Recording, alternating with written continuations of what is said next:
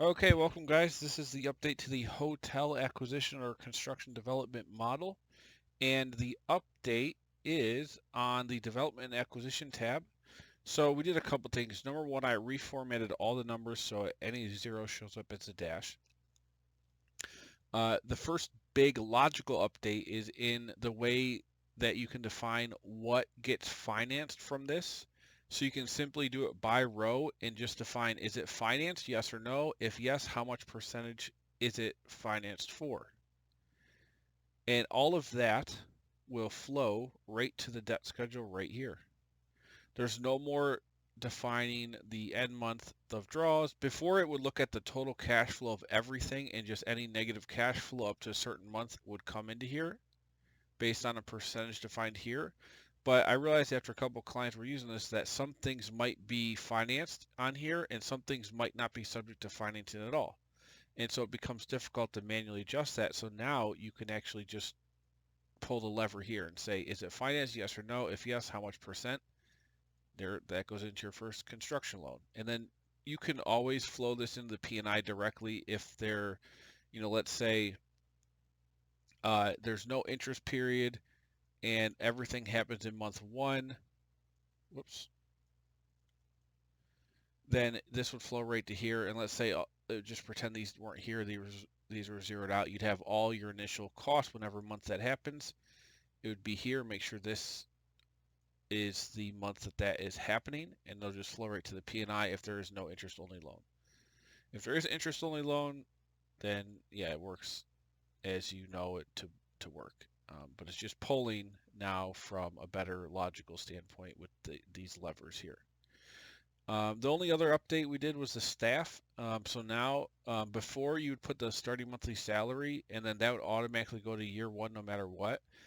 But what if their start month was not in year one? What if you were doing construction or development for a couple years and you didn't want this to start until some year in the future? And then also it would go at a yearly increase of this percentage once it did start. So now it's dynamic and you can do, define different months here. Let's say this isn't way in the future. You see now it won't start till year four and then it starts increasing. So that's a little bit nicer logic. I also did that on the other cost tab here for operating expenses. Now, the hotel model is somewhat similar to the assisted living. There's a couple differences. Well, there's a lot of differences in how the revenue works, but for the cost and the debt, the logic was fairly similar. So that's updated. You can see all the updates on the formatting, on the financial statements, distributions, visuals. Um, and you see the monthly detail, this financed amount now comes in here, which will mirror the actual draw from the loan, and that's used to calculate the actual cash flow.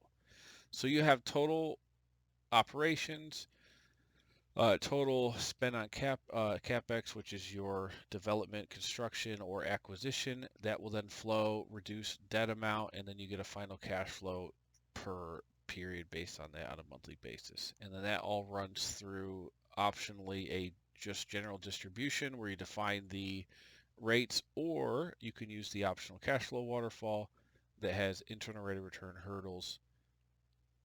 It's a little bit more advanced, but that works too. And you got an annual GPLP summary of the waterfall. You've also, on the distributions, you've got an annual summary here if you're using that logic, which is a little bit different. You can see on that, you're just defining on the cap table the percentage of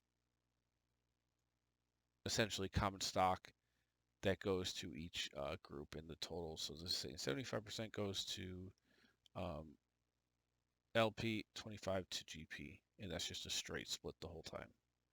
So there's two options for distributions, this or, and they are mutually exclusive, or the waterfall, but they both run off of the percentage of equity contributed in total. So this is the total you need for the whole project. What you define here is going to define the percentage of each draw period that goes to the waterfall. But then the distributions will be based on the internal rate of return, hurdles on the waterfall, and the cash splits at each hurdle. Also updated this calculation so the remaining amount is a little bit more clean, harder to break.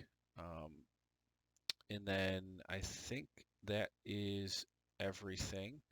You know what? Actually, while we're here, let me just update this too. So on this, I'm just going to have everything default to the overflow or 1 GP spot. And we could just define this as 25 and this as 75 and zero these out.